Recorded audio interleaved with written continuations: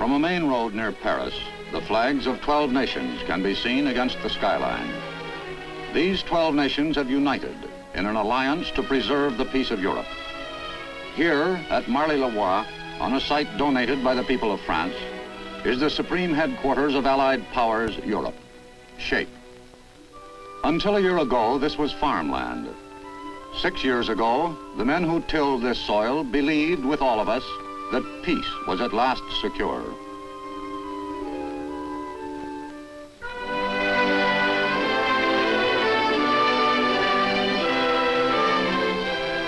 Allied forces, sweeping victoriously across Germany from the west, had joined hands with the Russians from the east. Within 2 weeks of this meeting, the Nazis surrendered unconditionally. The war in Europe was over. In the towns and in the villages, there was joy and thanksgiving.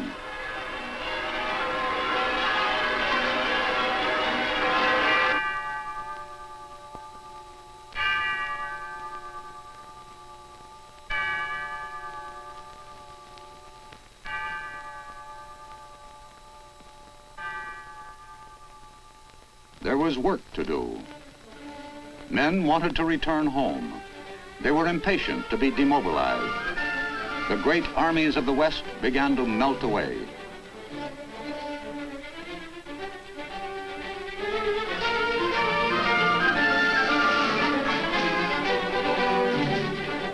Builders who had become gunners became builders again. Mechanics who had become pilots became mechanics again. And farmers who had become sailors became farmers again.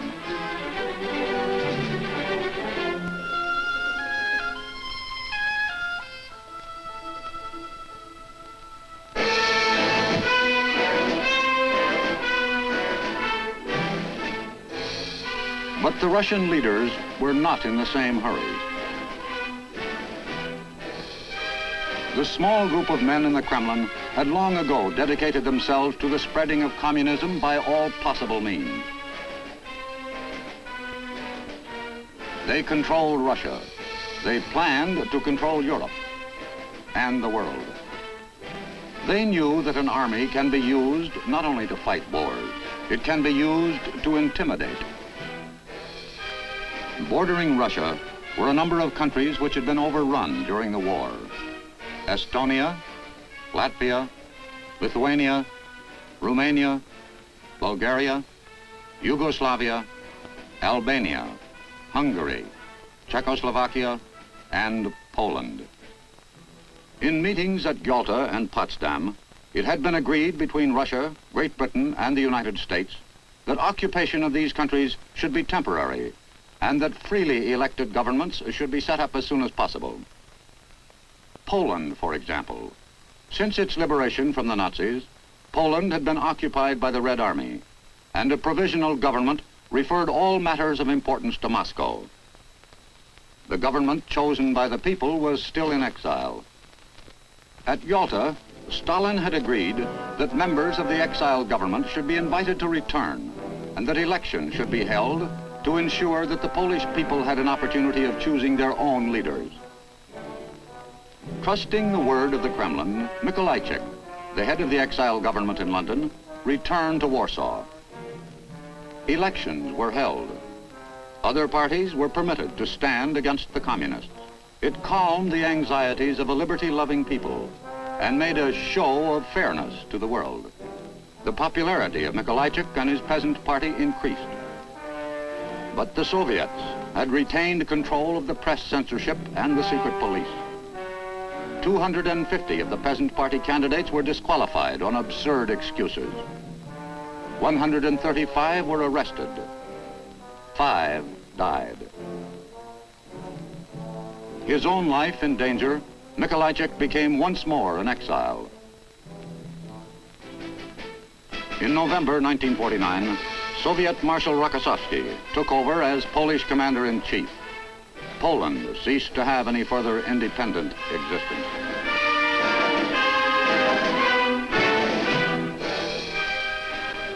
In Romania, Bulgaria, and Hungary, the pattern was the same. Each time, the technique was more efficient. Great Britain and the United States refused to recognize the faked elections as valid. They sent notes of protest to the Kremlin. But Russia ignored the protests. Stalin knew that the protests would not be followed by military action.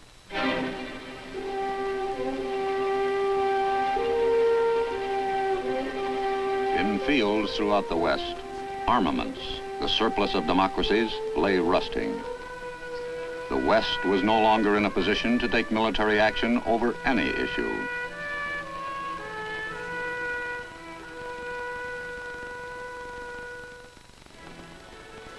In Czechoslovakia, the government attempted to find a middle way. Czechoslovakia had a history of sturdy independence. Thomas Masaryk, one of Europe's great statesmen, had won for her unity and prestige. Now his son, Jan Masaryk, was foreign minister. He was too intelligent a man to be a fanatic. With President Beneš, he believed that it was possible to be friends with the communists without succumbing to them. But to the communists, gentleness is weakness, and a country prepared to compromise is a weak country. The machinery for taking over weak countries had now been perfected.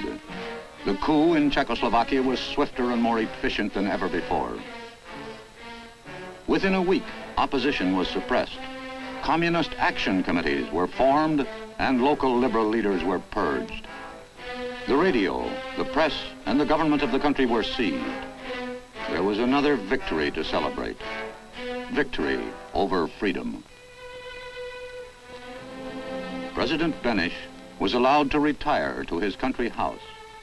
He died there, a broken-hearted man. One morning, on the stones under his bedroom window, Jan Masaryk was found dead. Whether he had been killed by the communists or in disillusionment had taken his own life is not yet known. Truth had ceased to come out of Czechoslovakia.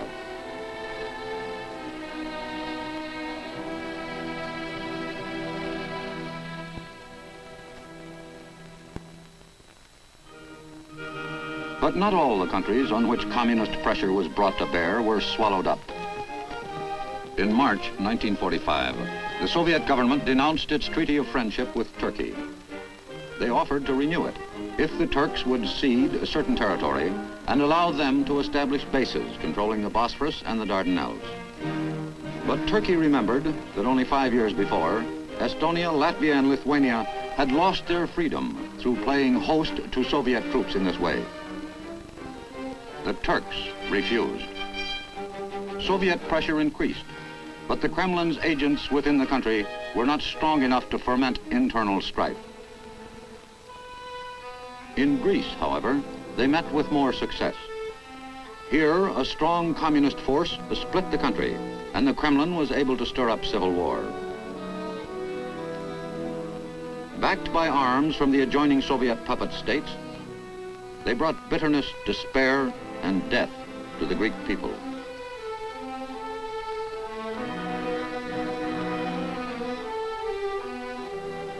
If Greece and Turkey were to survive as free nations, help had to come from outside.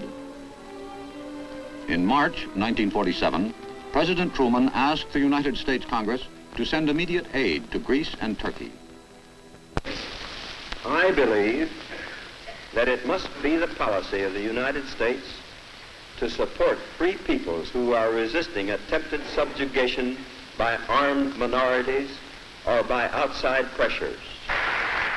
Congress agreed. No troops were sent, but through the military assistance program, equipment began to arrive in Greece. Military aid could avert collapse for a time, but unless economic aid followed, widespread distress would make Greece easy prey for communist agents. The Kremlin has more than one way of destroying a country. Guns are poor weapons against starvation.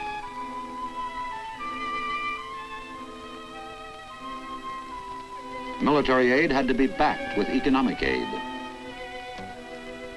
Realizing this, General George Marshall, the United States Secretary of State, in June 1947, made his proposal for aid to Europe. The United Nations were invited to draw up a plan for economic recovery. The United States offered to help each country according to the efforts it made to help itself. The invitation included Russia, and indeed the Soviet Foreign Minister Molotov attended the first conference in Paris, but later walked out. Instructions had come through from the Kremlin. Poland and Czechoslovakia had both indicated their desire to accept the Marshall invitation, but they quickly withdrew. They too had received their instructions. But the plan went forward. General Marshall had said, "Our policy is directed not against any country or doctrine, but against hunger, poverty, desperation, and chaos." But Russia had hoped to use the distress of Europe for her own ends. The defeat of the Marshall Plan became a priority task. Throughout all Europe, Stalin's agents became active. In France, communist-inspired riots broke out all over the country. By the end of November, 2 million French workers were on strike, and the government was meeting under the protection of machine guns. And in Italy, too, the instructions from the Kremlin were being faithfully followed. Communist rioters in Milan, Genoa, and other large towns stormed and wrecked the offices of newspapers which supported the plan. In Great Britain and the United States, communist agents seized on any pretext to foment strikes and sabotage to disrupt the Marshall Plan. Where communism was strong, factories were being occupied, rail tracks were being blown up, and people were being killed.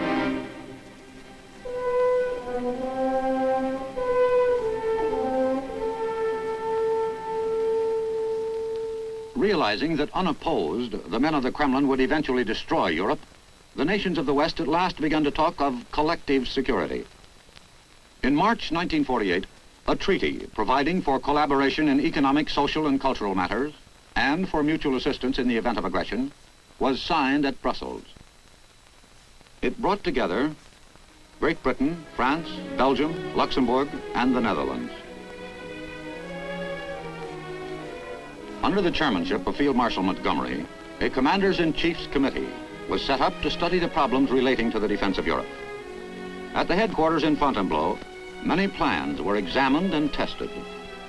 But although the 5 member countries of this Western Union took part in joint exercises, their forces remained national and under separate control.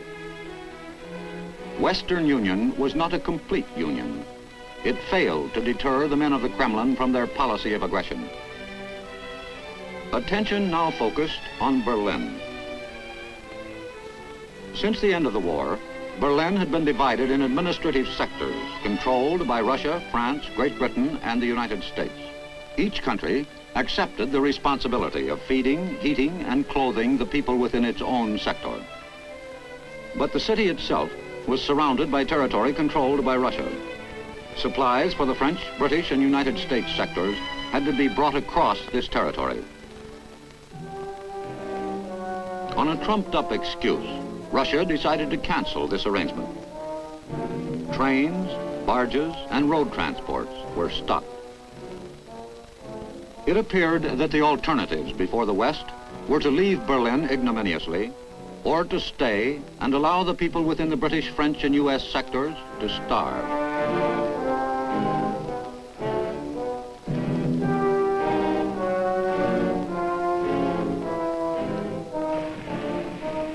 But was it possible to supply the city by air? The population of Western Berlin was almost 2.5 million, and to supply a city of this size by air would mean mounting the biggest airlift of all time. The governments of the West decided to make the attempt.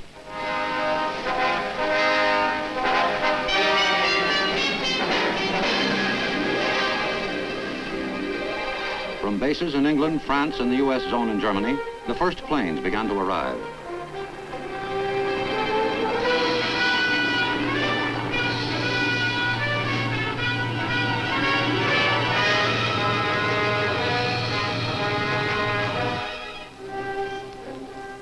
Stalin remained confident. He assumed that in a matter of weeks, and certainly when the coming of winter added to the difficulties, the West would abandon the attempt. He had reason for optimism.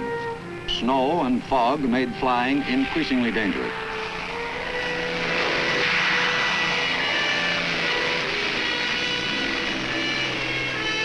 Shortage of fuel in Berlin brought factories to a standstill. Even in the West, there were many who doubted that the airlift could succeed.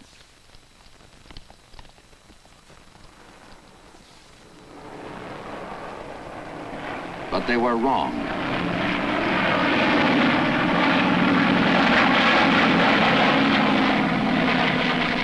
Throughout the autumn of 1948 and the winter of 48-49, the amount flown into the beleaguered city steadily increased. By April 1949, it had reached a total of 12,000 tons per day.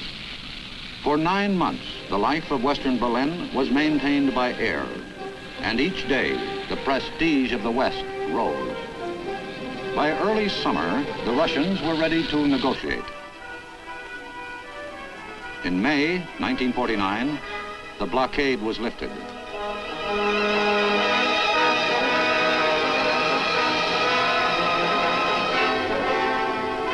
The policy of standing firm had been vindicated.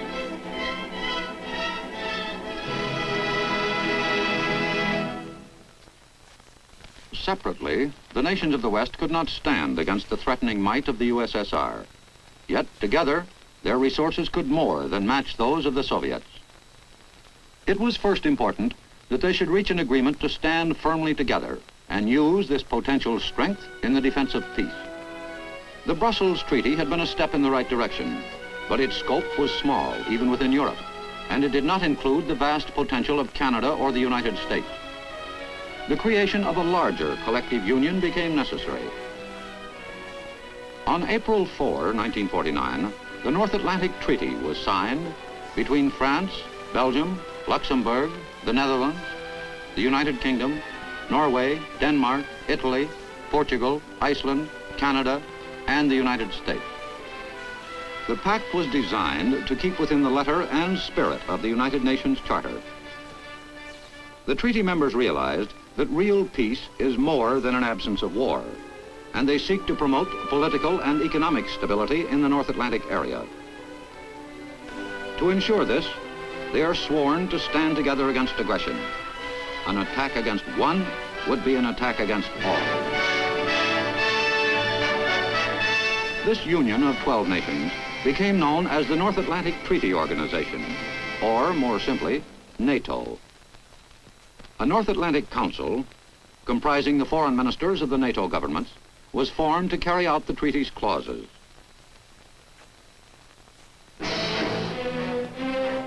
Even before the Council's first session, Stalin was claiming that the pact was a violation of the Yalta and Potsdam agreements and an attempt at world domination. But while still accusing the NATO members of treachery, his eyes turned to the Far East, to Korea.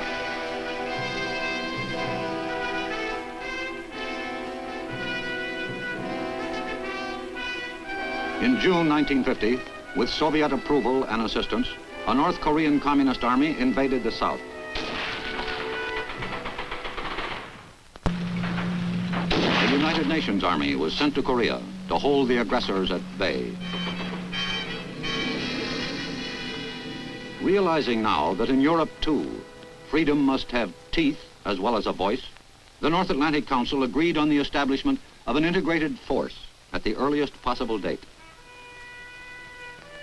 The establishing of this integrated force meant first the rearming of nations which had disarmed dangerously far.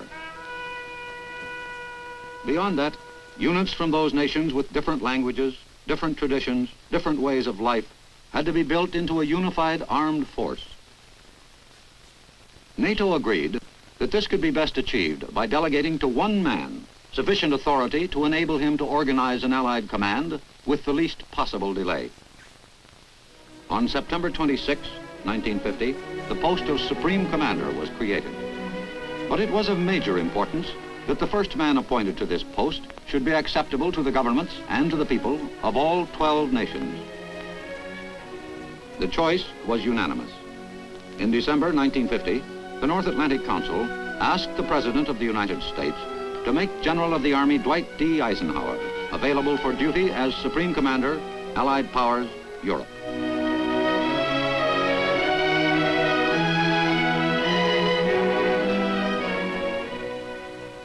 Mr. President, I devoutly pray that the mission on which I am leaving this morning will result in nothing but peace, security, and tranquility for our various nations of the Western Atlantic. I agree with you, General, and I know that's going to be the result. You have the wholehearted backing of the people of the United States, and I know that you'll have that same backing from the 11 other nations who are in the Atlantic Treaty. Goodbye and good luck.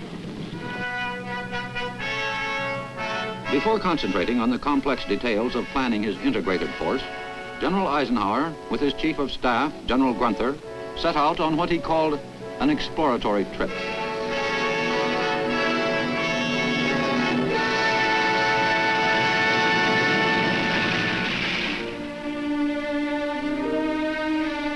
I returned to Europe as a military commander, but with no miraculous plans, no display of military force.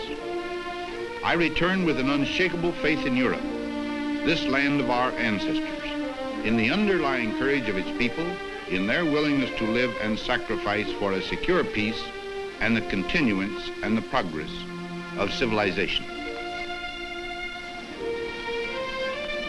The children of all nations deserve better than we have so far been able to promise them. They bear no hatred, suspicion, or distrust.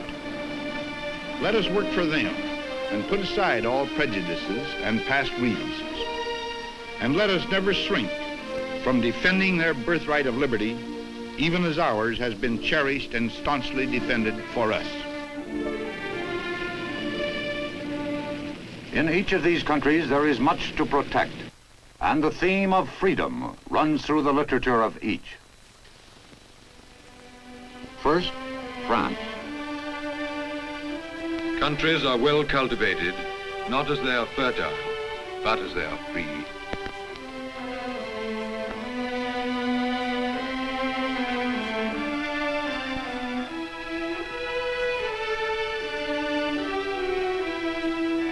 On January 9, General Eisenhower left Paris for Belgium. I have respected my father because he was a free man. May my children have cause to honor me in this way.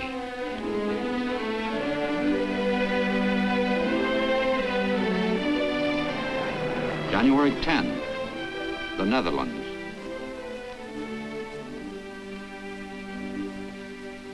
Hold courage and honor high. Above them, hold freedom.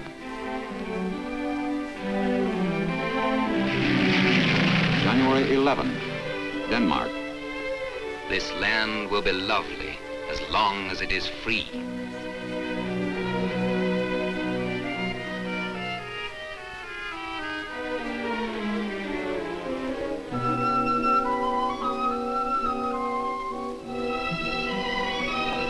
January 12, Norway. The white peaks of honor, the green hills of peace, the blue eyes of freedom are ours to protect.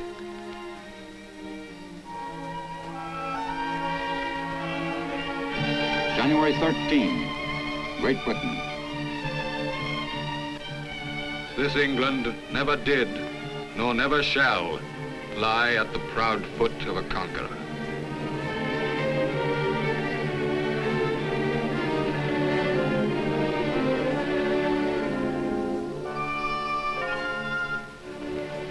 January 16, Portugal. Can a man raise his eyes beyond the stars? Can a man raise his soul beyond freedom?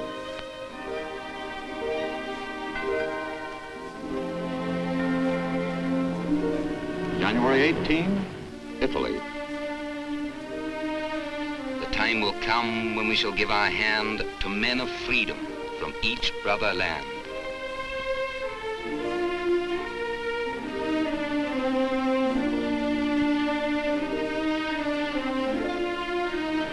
January 19, Luxembourg. We leave our children no better gift than freedom.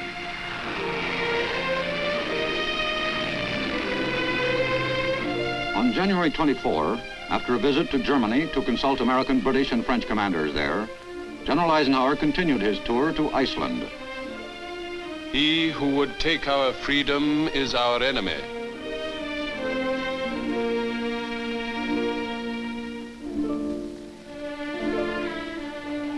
January 26, Canada. Give each tyrant to his grave, and freedom to each lovely land.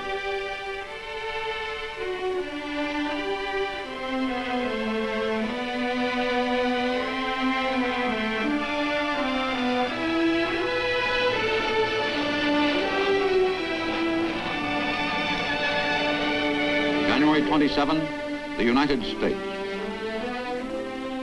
Where liberty is, there is my home.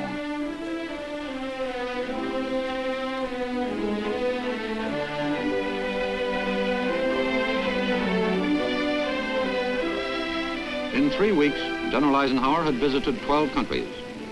Often, his arrival had been the signals for outbreaks of Kremlin-inspired demonstrations.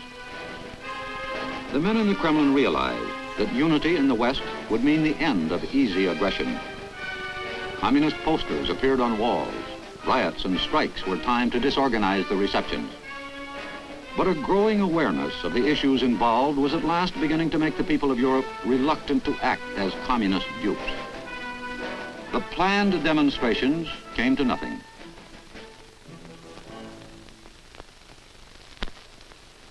Summing up his tour, General Eisenhower said, "The most immediate need of Europe is munitions and equipment. Every one of the continental nations I visited can rapidly and markedly increase its resistance power if it can be promptly furnished additional supplies of this kind. To fill this need, our loyal neighbor Canada, with Britain and others, is shouldering part of the load. With every increase in strength, there will be an upward thrust in morale, resulting in an ever-mounting spiral of confidence and security. With respect to time, no man can know at what hour, if ever, our defensive organization may be put to the ultimate test. Because our purpose is entirely defensive, we must be ready at the earliest possible moment. Only an aggressor could name the day and hour of attack." In Paris, time was not being wasted. Temporary headquarters in the Hotel Astoria, the domestic mechanics had already been organized and were functioning smoothly. An advanced planning group was at work. This group had consisted at first predominantly of United States officers, but many of those were now being replaced by officers from the other NATO countries. In addition, each country had been invited to send a military representative who would act as liaison between the staff in Paris and the military establishment of his own country. During March, the senior staff appointments to Allied Command were made. As his deputy, General Eisenhower chose Field Marshal Montgomery of Great Britain. This was a renewal of an association rooted in success. But not only had Field Marshal Montgomery been a close partner in the planning which led to the overthrow of the Nazis, he brought to his new job valuable experience from his work with Western Union. To advise the Supreme Commander on naval power, Admiral Lemonnier of France was appointed Naval Deputy. And to advise on the integration of air power, Air Chief Marshal Sir Hugh Saunders of Great Britain became Air Deputy. From among the best military brains of the 12 countries which he had visited, General Eisenhower was able to assemble his staff. To this small group of experts falls the responsibility of solving problems unique in military history. But they are bringing to their work not only experience, but imagination and initiative. Each member considers himself not a citizen of any one country, but 1/12 a citizen of each of the NATO countries. And by April 2, 1951,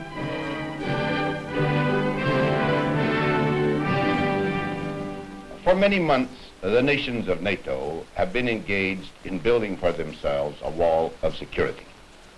They have no aggressive intent or purpose of their own. They desire only to live in peace behind the defenses that they themselves collectively build to protect their own freedoms, which they themselves have earned. Today, another significant step was taken in this process of building a wall of security. Officially and formally, SHAPE headquarters was opened. Its mission is to take charge of all forces allocated by NATO nations to the business of establishing a collective defense for the freedom, peace, and security of Western Europe. An extensive and detailed plan has been worked out for the defense of Europe. For the purposes of defense, Allied Command, which covers land and sea areas from the northern tip of Norway down to northwest Africa, has been divided into subordinate commands. The Northern Command, with headquarters at Oslo, will include the area from Denmark north. Here, the Commander-in-Chief, Admiral Sir Patrick Brinde, is responsible for the integration of air, naval, and ground defense. The Southern Command, with headquarters at Naples, includes the area from Italy south. The air, naval, and ground defense in this area is the responsibility of Admiral Robert E. Kearney.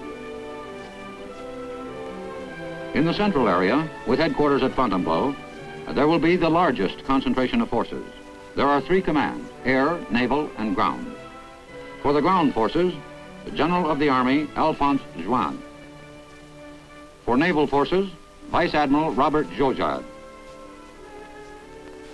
For air forces, Lieutenant General Loris Norstad.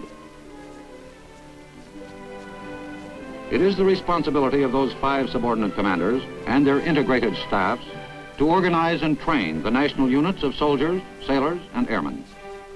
From Norway, the Netherlands, the United States, Great Britain, Denmark, France, Italy, Belgium, Luxembourg, Canada. Each contributing country has, during 1951, at least doubled its military expenditure.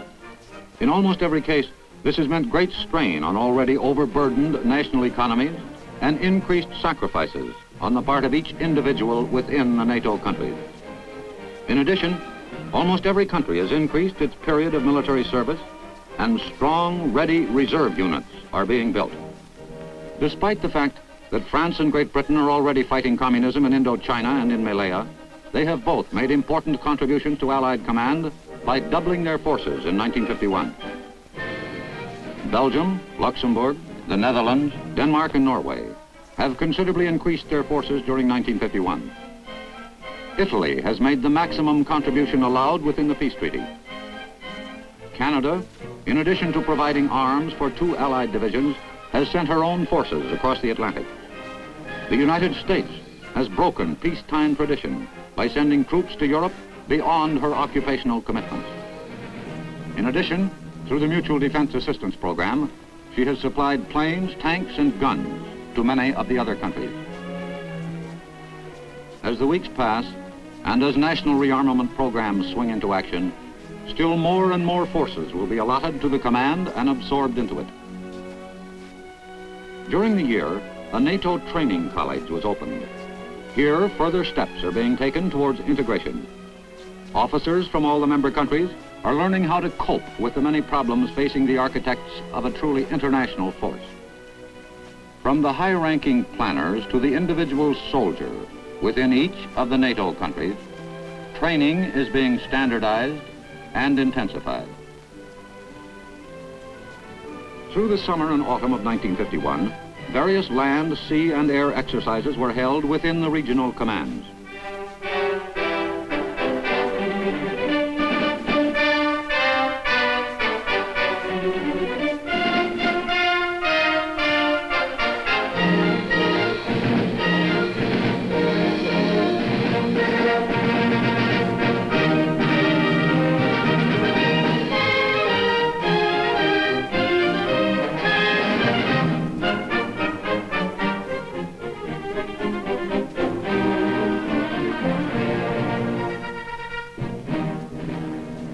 Still small in scope, these exercises have nevertheless served to emphasize many outstanding problems.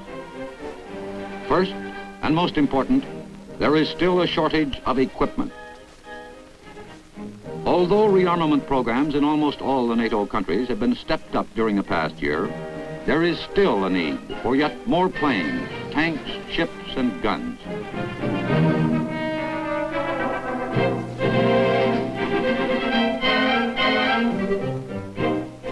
Beyond rearmament is the need for more and larger airfields, standardization of arms and equipment whenever possible to simplify supply and training, a more completely standardized network of communications, closer coordination between national units where language still remains a barrier. At SHAPE, these problems and the many others which arise are being attacked with increased confidence. But in the USSR, there is little doubt that the power of Allied command is daily becoming greater. The mouthpieces of the Kremlin denounce the work as aggressive and the command as a treacherous alliance against the Soviets. But the record of history is against the Soviets.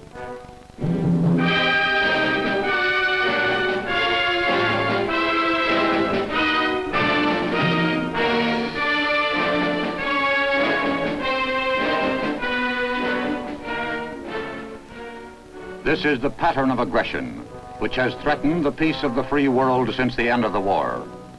Allied command is being built to ensure that it will not dominate the future. And to each successive meeting of the NATO Council, the Supreme Commander was able to report that despite shortages, despite national economic crises, despite differences, Allied command, though not yet strong enough to meet a determined Soviet attack, was daily becoming a well-marshaled and organized force, proud of itself and its purpose.